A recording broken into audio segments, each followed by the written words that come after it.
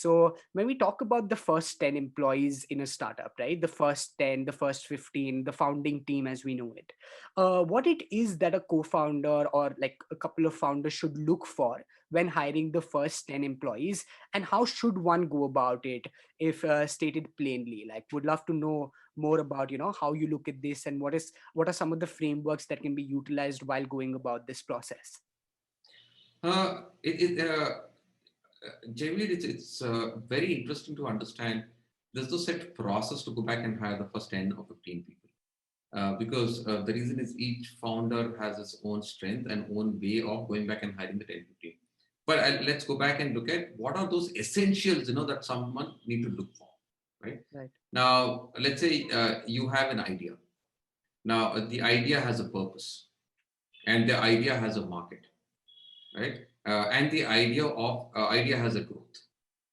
Now, these three are very fundamental to any talent acquisition, either at early stage, either at growth, right? So all that you need to do is with the purpose, go back and communicate to a like-minded professional, say, hey, I'm trying to solve this particular purpose. And this is the growth I see in the marketplace. Would you like to come and work? The only skill and capability which I think is most important for an early stage founder is storytelling. Does he have the ability to go back and tell the right kind of story, an authentic story? Most important. Okay, is very important because human beings are quite smart to really understand whether someone is really having a real authentic story or not an authentic story, right? So in my mind, being authentic about the purpose and the growth of what idea means to that particular person is very important. Then comes the other attributes of skills and competencies, right?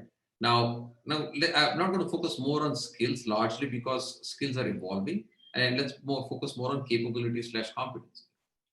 Now, in capabilities, if you go back and see for an early stage employee, what do we need today? He needs to be agile, he needs to be a hustler, and he needs to be a problem solver. Okay, Right. right? Now, if you have these three fundamental capabilities, agile, hustler, and problem solver, because you don't know what problem you're going to face tomorrow, right? You might have to work for 10, 12, 15 hours. And then you need to be agile because then you cannot have a restrictive mindset saying, okay, this is the way I'm going to work. Because in an early stage, you don't know, how things might shape up, through one approach, through multiple approaches. So I would give merits to these three capabilities in very early stage employees. Now, the last but not the least, let's not forget the synergy between, because it's a founder's company. Right. And in founder's company, let's give due credit to the founder and the chemistry with the founder True. is what I believe is a make or break. Even if they have all the three capabilities which I said, is very, very essential. Chemistry between the founder. That means both need to, I would say, push each other, have open debate. This is not an organization where you have a set process in saying, okay, I'm going to only think to a matter of strategy, but then the execution I'm not going to think through. Here, it's a whole value prop of everything, starting from idea to debate to fighting it through, poking holes in the decision which you have made, and making sure that it can effectively go back and execute it.